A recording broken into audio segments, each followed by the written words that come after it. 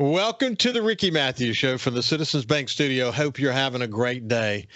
Hey, listen, I was reading something the other day, and someone wrote that we are not picky enough about things in our lives. It went on to, this guy shared some thoughts about he needed to get pickier about certain things, and it made me think about it as well. That if our lives, this is the only one we got. We got a real opportunity. If we manage it properly, we got a real opportunity to live a long, happy, and productive life. We're not picky enough about our time and how we spend our time. We're not picky enough about what we think and, what we allow to go into our minds. We're not picky enough about how we spend our time, and we're certainly not picky enough about things like our nutrition. We'll talk a little bit more about that in a second. But one thing that I decided to do is I was going to be a lot pickier about my priorities. And I would say that probably the biggest reaction that I made along the way was I decided that I was going to retire early. And thank God I had that as an option. Because I decided to be pickier. As a CEO, like 16 years, the last 16 years of my career, I didn't control much of my life. My calendar was full. The market and a board of directors usually determine what my priorities are going to be as far as the business priorities of our company. It was hard to be picky when everybody else is deciding what your agenda is going to be. So I sat back, I retired, and I really started to focus on my health and my physical health, my mental health, my family. And I look back, that was back in 2016, one of the most amazing things I ever did. Now, look, getting the opportunity to do this show has been a real gift for me because it's given me the ability to connect and to have really thoughtful conversations with people about a wide variety of things. And my next guest is someone I really enjoy spending time with. And we're going to kind of break all this down about being pickier and that we're not picky enough, et cetera. And I hope you enjoy the conversation. But Robby D'Angelo, he's a human optimization coach. He does it all. He's written books, and he's someone I really enjoy spending time with. How you doing, Robby? Ricky, I am blessed and happy to be here, man. It's good to see you. It's good to see you, my friend. Listen, the last we talked, you had a really severe infection in your leg that you've been fighting for months. And you look great, but what's the latest on your situation? Healing, getting better. I'm getting stronger by the day. I'm still on antibiotics, and I will be for another 6 weeks. So it'll be. I've been on for 6 months now. So there's all kind of fun side effects and things I've had to deal with because of that. But honestly, when I shift my perspective, man, I'm blessed. I truly am. Yeah. Listen, as you get older, I've always paid close attention to my health. You and I have talked about that. Rode the bike today, worked out weights today, and I'm doing some form of exercise literally every single day. My wife Ann kind of jokes with me that I'm going to die from getting hit by a truck, Well, I'll say, so be it, but I can't control that. What I can control is in the areas of my life where I'm not hit by a truck, and where I can control it, I'm going to. But listen, I had a pain in my right eye. I'll tell you a quick story. And, I waited a little bit of time and said, I wonder what's going on with my right eye. But could it be, spending too much time, on devices, there's some eye strain that can come from that. So I went to the doctor, had a little bit of an infection in the eye. He gave me steroids, some antibiotics to both I took and also for my eye. And it seemed to get a little bit better. And then it wasn't better again. And so a few weeks later, I go back and he checks it. Pressure in that eye is a little higher than normal. But we tried something slightly different. Go back a week later, and this goes on for a while. Finally, he says, listen, if you were working and you got a piece of steel in your eye, then I would see the steel in your eye, and we would go take that steel out, and your eye would get better. But I can't, your eye seems structurally fine. Your optic nerve is fine. Everything seems fine. and I can't put my finger on it. So I don't know, that's never a good thing when you can't put your finger on it. So we're going to do some tests, don't want to be overly concerned, but we need to rule some things out. So very first thing he does is a CAT scan with contrast. Well, obviously two things they're looking for, a tumor or maybe some type of aneurysm. And of course I had to wait like 2 weeks before they could do the CAT scan, and all this time my eyes hurting. And I'm thinking to myself, this is normal. I think everyone who has to go through this is what they go through. But I'm thinking to myself, well, man, I don't want anything to be wrong with me. I got things I want to do. I'm at my grandson's baseball game, and I'm thinking, God, do I enjoy this? I want to be able to do this for many, many years to come. So I go get the CAT scan, and pretty quickly they give me a call back and say everything's fine. So the CAT scan went fine, and so they're back to really basic things that they're looking at. The pressure continued to be high in that particular eye, so we're treating that now, but we've ruled out the really bad stuff, and I can move on from there. But when I had that heart issue a few years ago, my heart stopped for 7 seconds, as it was converting back. I thought a lot about it. We looked at that EKG strip, and you and I talked about it a little bit, and I thought, gosh, man, what if it didn't start back? I probably think too much about these things. I mean, having been a former paramedic, it's just in my DNA to wonder about these things. But I'm really focused on controlling the things I can control, because I got a lot of things I want to live for. But you heard what I said at the beginning.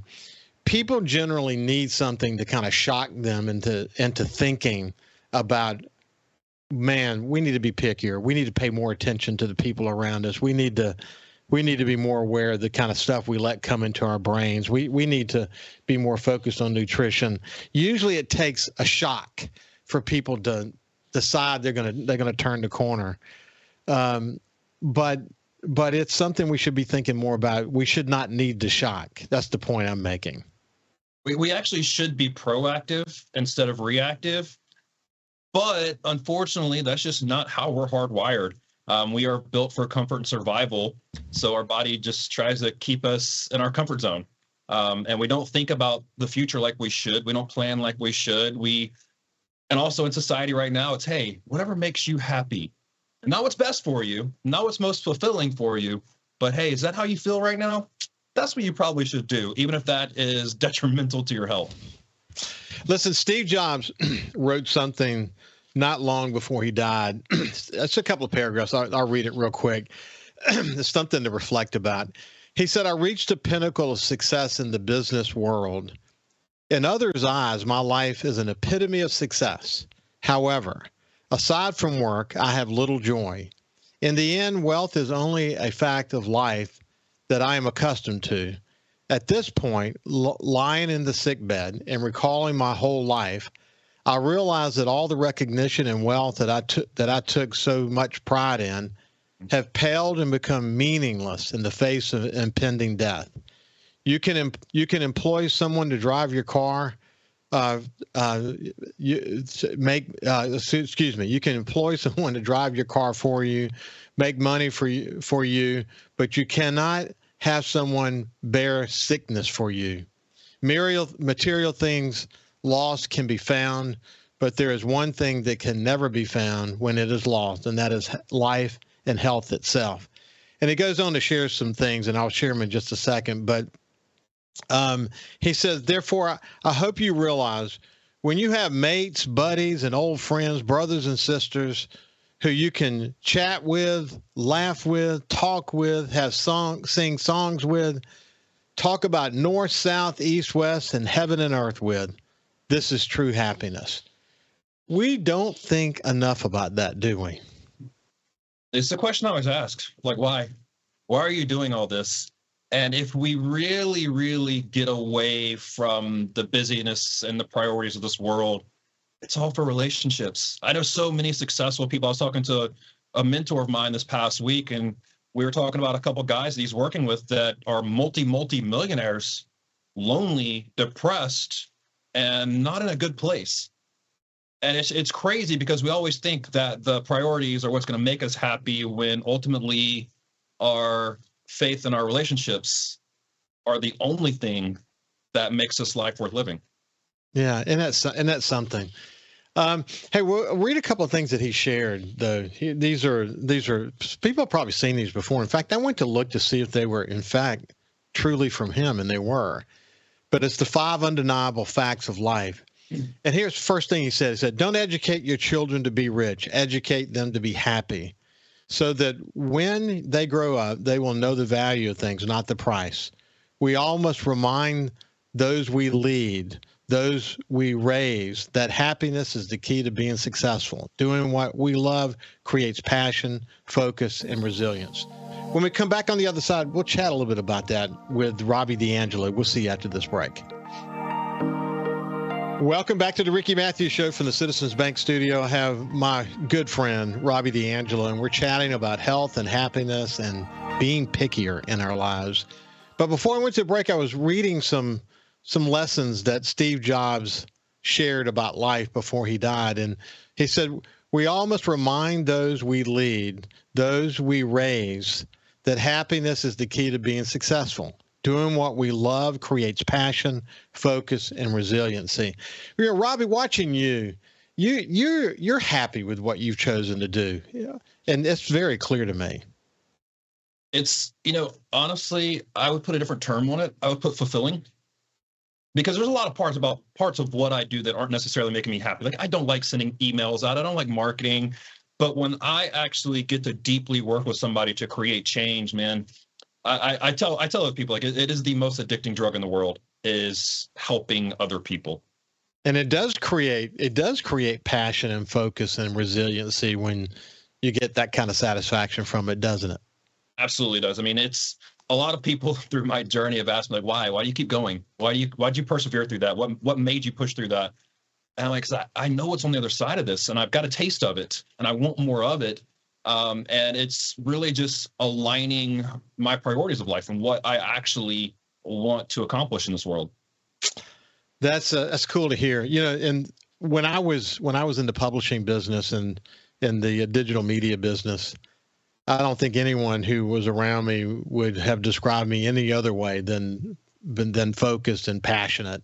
I loved what I did, because it was interesting, because there was a news and editorial aspect to everything that I did. So there was an opportunity to help bring about positive change in the community, and I love that part. So the stronger you were as a business, it was the business success that fueled our First Amendment obligation and the opportunity to really, practice public service journalism. And I was excited by that. I really was. Listen, the second thing he said, and you'll love this one because I just think this one's so true. And Ann and I, we try to live by this. He says, eat your food as your medicines. Otherwise, you will have to eat medicines as your food. Humans have a great ability to heal themselves with proper diet. Be careful what we use as our fuel. Boy, eat your food as your medicines. I love that. Yeah, actually, so a lot of doctors take the Hippocratic Oath. And Hippocrates, around 400 BC, actually said, let food be thy medicine.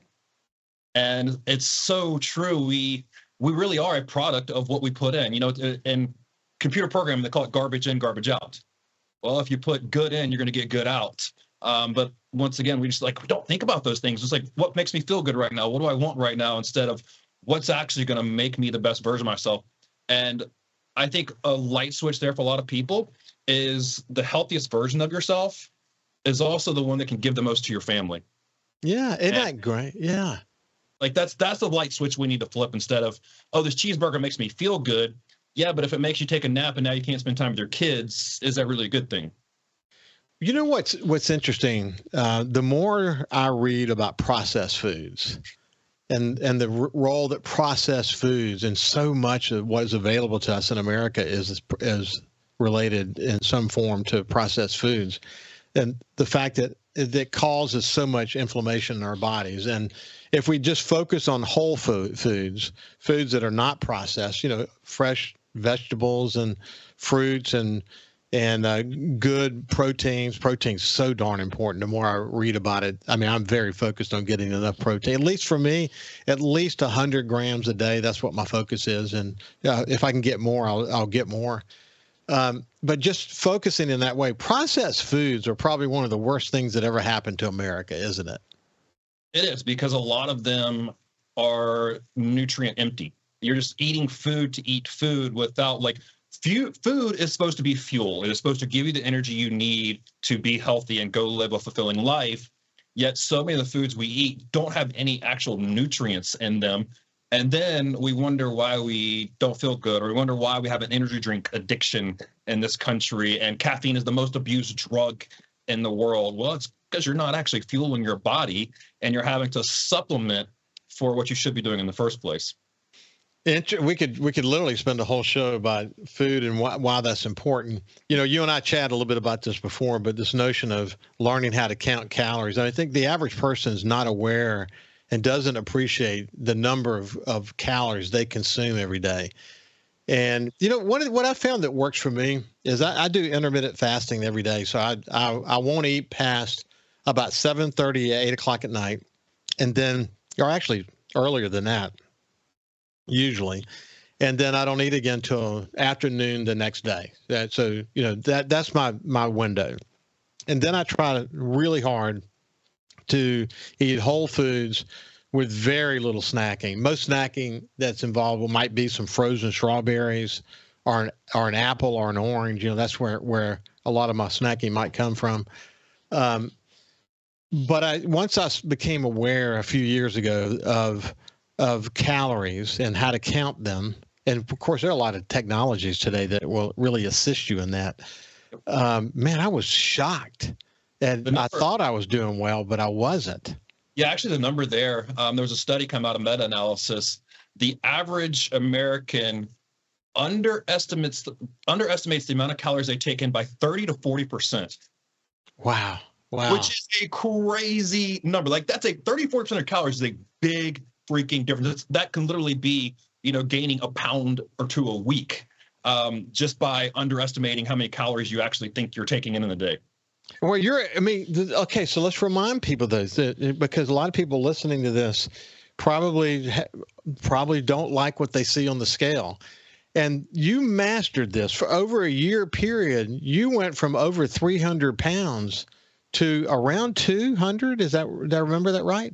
So, yeah, losing a couple of pounds a week and being focused on what goes in and what goes out in terms of calories. What gets measured gets done. Absolutely. And, you know, honestly, you hear so much about, I don't know what to do. I don't know what to eat. There's this diet, there's that diet. When I first got started, I didn't know either.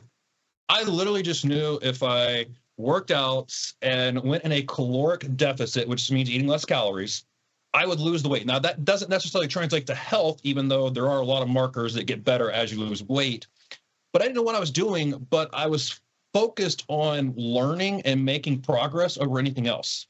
And if I learn and get better and just, oh, this works well for my body, this doesn't, oh, this keeps me full, I eat this and I'm hungry in an hour, learning as you go and making that commitment, that's actually what you're supposed to be doing. You don't have to know everything to get started.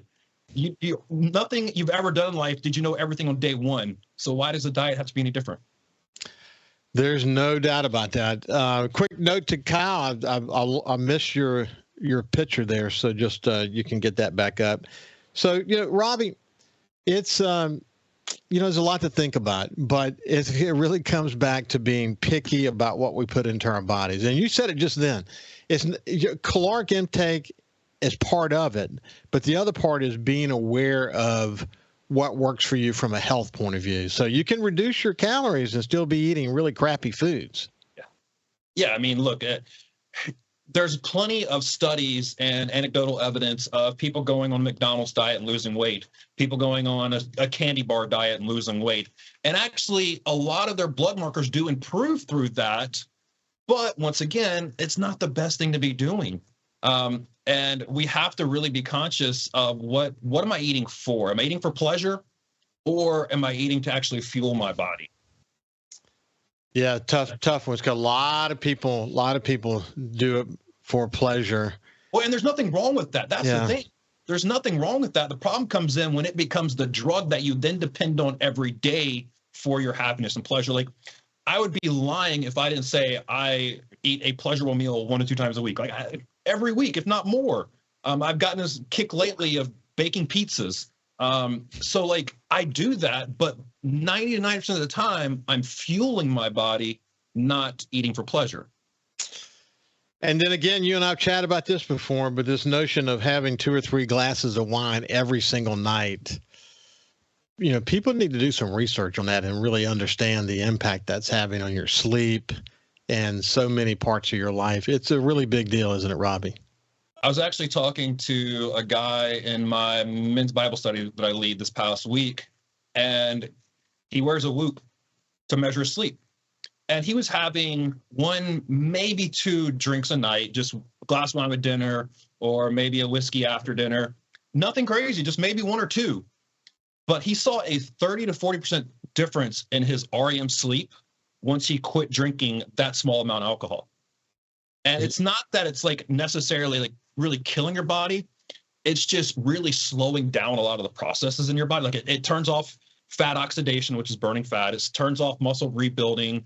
It ruins your sleep. There's just so many downstream effects of it where, like, yeah, you can drink a glass of wine and feel perfectly fine the next day, but you're not feeling the best you can. And so people every day, they don't realize the cumulative impact on your sleep being one of the most important things we could do. When we come back on the other side, we'll continue that part of the conversation with Robby D'Angelo, and we'll look at these 3 other things that Steve Jobs gave us to think about. We'll see you after this break. Welcome back to the Ricky Matthews Show from the Citizens Bank studio. I always enjoy catching up with my friend Robby D'Angelo. As today's if there's a theme for today's show is that we're just not picky enough in our lives. We're not picky enough about who we hang out with and what goes into our minds and what we eat, what we drink. And we're not picky enough about our sleep. I mean, listen, Robby, sleep, that's something I've worn a Fitbit for many years now, but I monitor my sleep very closely. And I can tell you exactly what kinds of foods and what kind of activities will normally make my sleep less valuable than if I do other things. And I'm looking for a certain number, and I usually get it. But boy, when I get it on a regular basis, man, do I feel good. But that's the reality of life, isn't it? There's not a lot better than quality sleep. Notice I didn't use the word quantity. Quality sleep. There's just not a lot better than that. I mean, it's the foundation for everything else. You can just look at the studies on sleep deprivation and see how awful it is for the body. Even people who struggle with weight, not getting enough sleep increases your hunger hormone and decreases your insulin sensitivity. So just not getting enough sleep could actually be leading to weight gain. It is the core foundation of everything. I mean, look, I'm a huge fan of sleep for many reasons. I love sleep. I don't sleep enough, of course, but I do love it, and I try to maximize, cold room. I even bought a blanket that, lowers your body temperature while you're sleeping. So I got to do all the things just because I know how important it is, and it's the foundation for everything else. One of the interesting things about what you do, you spend a lot of time consulting with others about sort of their mental and physical happiness. You actually work with a dating company that you're able to give advice to people, very busy, very successful people who don't want to have to go to your traditional dating sites, and they work with you and they have good success. But when you're dealing with these people, it really comes into focus that the number of friends that are surrounding them is not really what matters. What matters is the quality of their relationships, and that's something that you're really focused on, which is the third thing that Steve Jobs wrote about. He said this: the one who loves you will never leave you for another, because even if they are 100 reasons to give up, he or she will find one reason to hold on. You learn in life that it's never the number of friends who matter, only the quality of those friendships. That's Steve Jobs saying that. And this is a guy who was hard to work for, man. He drove people so hard. I mean, he's from experience. He's sharing this quality point. But gosh, that's really important, though, isn't it? Well, Steve Jobs, if we look at it, he learned the hard way that being surrounded by thousands of people, you can still be lonely. And that, honestly, I think if we look at human beings and how human beings are supposed to thrive in the world, we're moving in the opposite direction right now because we're creating more distance between human connection. And yeah, you talked about a lot of the guys that I work with on the dating relationship side.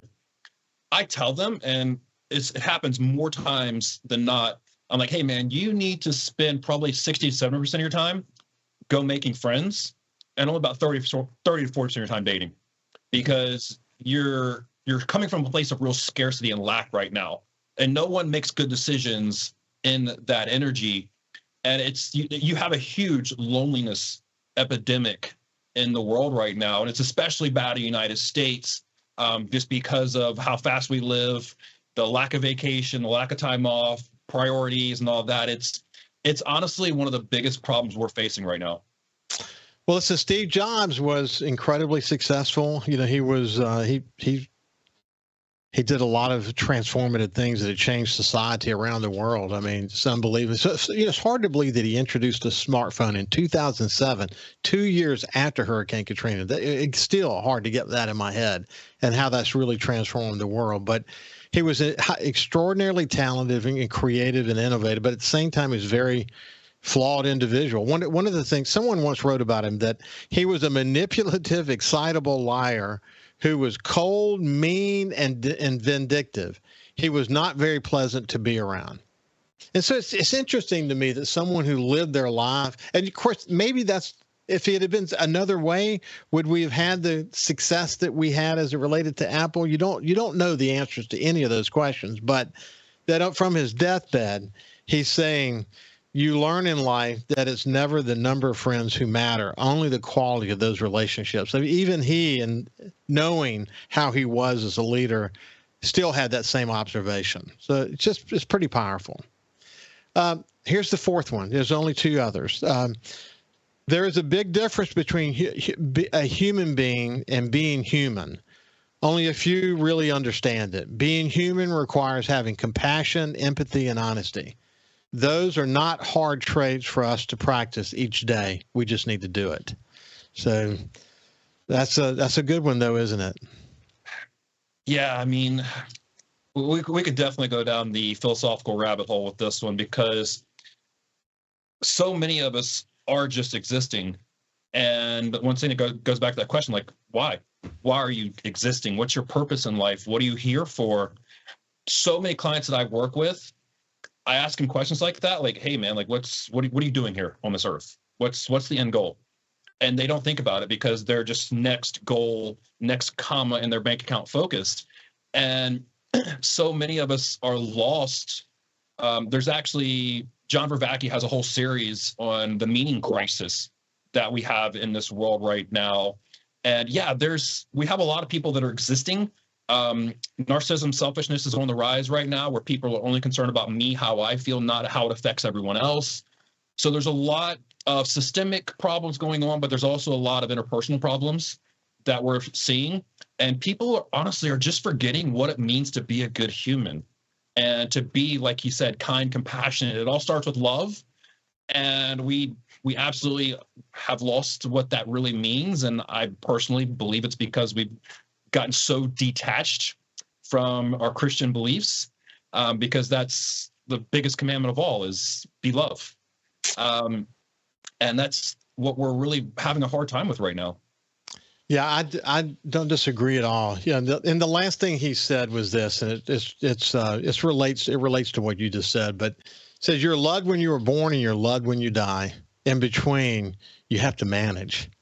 So I think that's a good one. So summarizing, says what he believes are the most important things: rest, exercise, diet, self-confidence, friends, and sunlight. Something we haven't really talked much about, but God, sunlight is important, isn't it, my friend? It's your circadian rhythms. It's your vitamin D. I mean, yeah, because I do work with a lot of guys that are in like the IT programming field, and they don't go outside. I'm like, what? I try to get vitamin D every day. And, we're fortunate enough to live in a part of the country, you and I both, where we can do that more often than not.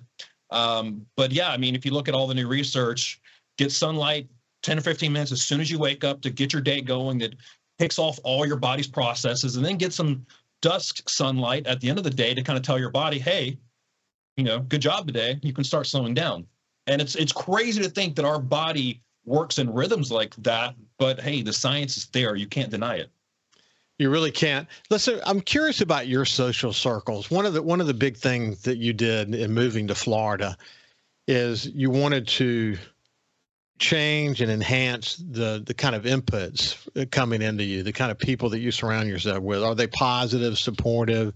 Are they uplifting individuals? How much time do you think about your personal growth and well-being as it relates to your social circle? My relationships are the most important thing in my life. Hands down, everything I do is to support my relationships in my life.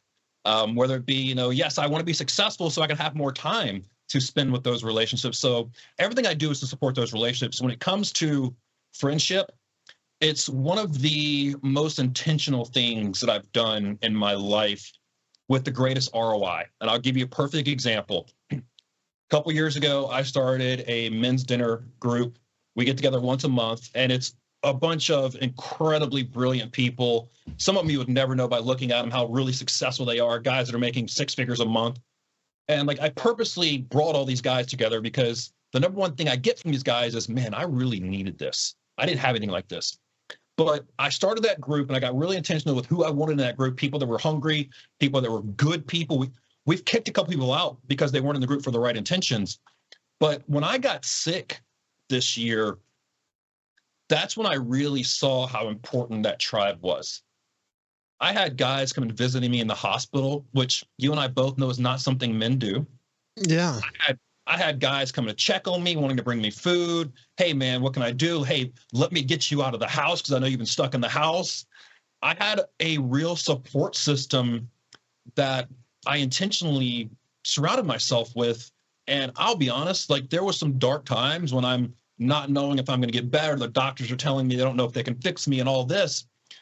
Those guys, my faith and my relationships are what got me through that. We'll actually pick it up, the importance of your social circles and how toxic and negative influence can really hinder a lot of progress in anyone's life. We'll continue that part of the conversation with Robby D'Angelo when we come back. Welcome back to the Ricky Matthews Show from the Citizens Bank Studio. Again, if there's a theme for today's show, it's that we should be picky. We should be picky about what goes into our bodies, what goes into our minds, how we spend our time, who we choose to be around. And when we were talking about social circles a second ago, and I chatted with Robby a little bit about this off the air during the break, and you can tell that when you have an infection in your leg and you're a guy who has been a bodybuilder and you've been focused on all these things to be healthy mentally and physically, and suddenly you have an infection, you can't get over it, and you don't know if you're going to get over it, and you're in the hospital and you're fighting way back. I love the way you talked about your social circles, that this men's group that you put together where y'all have a dinner once a month. Some people were there with the wrong intentions, but the point there is that if you're not going to be supportive and you're not going to be empathetic and positive and uplifting, you don't belong here. And it sounds like you guys are pretty focused on making sure that sort of the toxic and negative influences are not part of the group. Yeah, I get so many people to do this, whether it be with your time, with your priorities. And it's also important to do it with the people you surround yourself with, is just to do a simple energy audit. Is this person adding to my life, or is this person taking away from my life? And look, we can be honest, there are people in our lives that we can't just cut off. We have to find a healthier way to have a relationship with them, whether it be communication or boundaries. But it's by doing that energy audit and saying, wow, I hang out with this person a lot.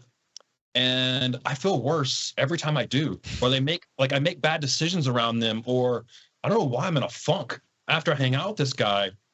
Are you looking at the people in your life through that perspective? And I told you, I've been incredibly intentional about, like, only if you're adding to my life will you be in my life.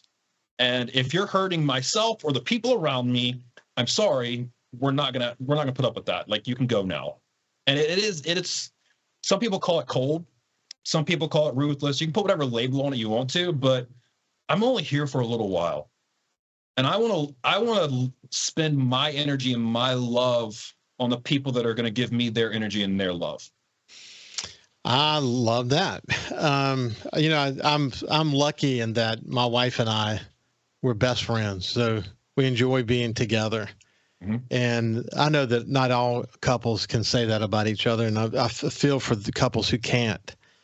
But I'm lucky in that way. And neither one of us, we talk about this all the time, but neither one of us like negativity. Neither one of us I